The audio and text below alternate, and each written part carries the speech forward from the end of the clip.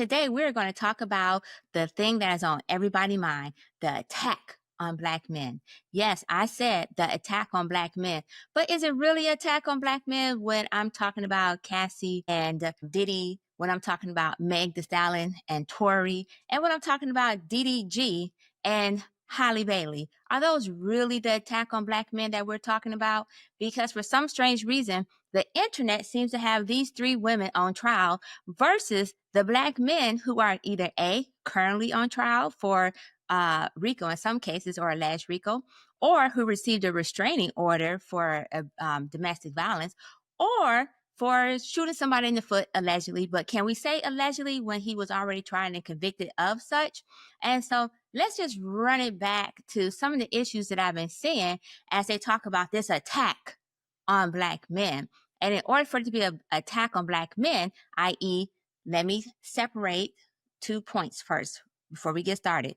The first point, the attack on Black men that comes outside of the race, i.e., from other people, is something that I'm actually not going to talk about today. I'm going to talk about this so-called attack on Black men by Black women because I'm still trying to figure out where exactly were the Black women attacking these Black men. And as a matter of fact, if I recall correctly, these Black men actually attacked the Black women. And except for one person case, Tory, who's now alleging that he never attacked Meg the Stallion, but once again, he is currently sitting in jail. But let's start with something that's super simple. There seems to be some type of animosity towards these women coming forward in their respective cases. So we're going to start with the one that I believe will be the easiest to explain, and that would be DDG. And DDG is so-called currently under attack because he just spent the last 6 months doing a smear campaign against his baby mama. And for some strange reason, she was the one who was attacking him, even though he wrote a diss song about her, even though he was constantly on his stream talking about her, about, oh, he's not letting me see my son.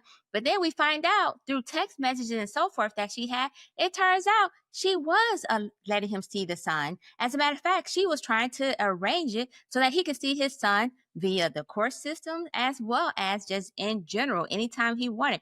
Except he always liked to choose the inopportune time to go see his son, allegedly. And then when he go pick up his son, it looked like he was dropping that little boy off at his mama's house. You know, I started thinking about why so many people was like, oh, she's just dogging him out and she's holding the son. And that's because there's a lot of bitter baby daddies out there. You guys like to talk about the bitter Black woman and the bitter baby mamas, but let's just go ahead and admit there's a lot of bitter baby daddies out there who don't want to see their baby mama thriving. And at the same time, while they're claiming that they're not seeing their child, they're taking their child straight to their mama house because they're not watching or caretaking for their own children. So when all these text messages came out, there still was such a strong hate towards her when the abuse or alleged abuse, because she currently only have a restraining order, although she does have some pictures. There was commentary about, oh, pictures, that's just a picture of something. It doesn't say that he was the one who did it. And you know what? I can see why some people may think that, because it is just a picture, just like the video of Cassie was just a video with Diddy in there. Or it kind of reminded me of when, what was his name? When he had that song, It Wasn't Me, Even Though You Caught Me in the Shower. Shaggy. He listed all the times it wasn't me. Oh, R. Kelly actually had a situation like that too, where it wasn't him peeing on that 14-year-old girl, but for some reason that 14-year-old girl was demonized instead of that man who was a child predator and molester and abuser. And so, but that was another attack on the Black man.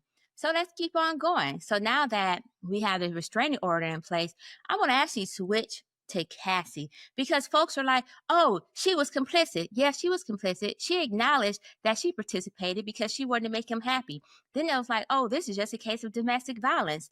And it was like, yeah, she was domestic violence. Like, oh, she could have left. Yeah, she could have left. And she tried to leave. And she got her ass beat each and every time she tried to leave. It turns out she got her ass beat quite often. Now, how does that correlate to DDG as an example? Folks are saying, well, she could have just left. Well, guess who did leave? She left. And y'all still hating on her. She left and got a restraining order because she wanted to hold him accountable for his actions. But you guys are like, oh, well, she's breaking up the family. What family? What family is she breaking up?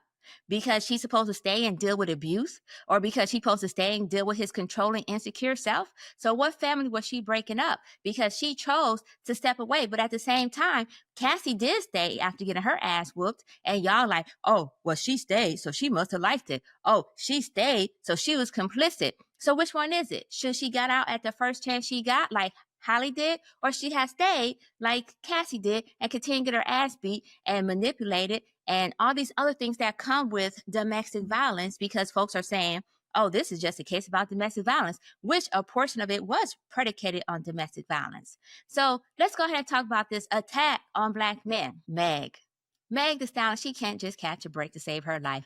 I feel sorry for her in the day that she decided to engage with Tory Lanez, because regardless if she has sex with him or not, that is the gift that keeps on giving. That's a poisonous gift, because for whatever reason, she cannot disassociate and move on with her life, because every chance y'all get, y'all try and drag her back into the mud.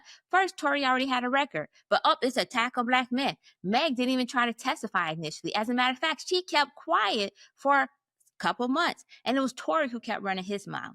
But you guys don't want to talk about that, right? You only talk about, oh, but she testified against them. Yeah, but she didn't press charges against them. It was actually the state who did it, because she tried to avoid it.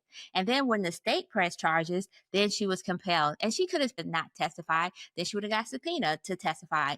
And, she could have hid from that. There's a whole lot of could have done, but it didn't happen like that. So here's my question. If he was so innocent, and then why did he sit in jail for so long before saying that, you know what, it was Kelsey that did it? And if it was Kelsey that did it, why the hate towards Meg? At the end of the day, she was still shot in the foot. She was still the victim. So for some reason, this attack on Black men actually seemed to be an attack on the women in this situation. And that's concerning. And it's actually perplexing, because that tells me how you guys, or some guys, will feel if their mother, daughters, or whoever was in this situation, because a picture doesn't tell you anything. A video isn't proof. So what more proof do you need?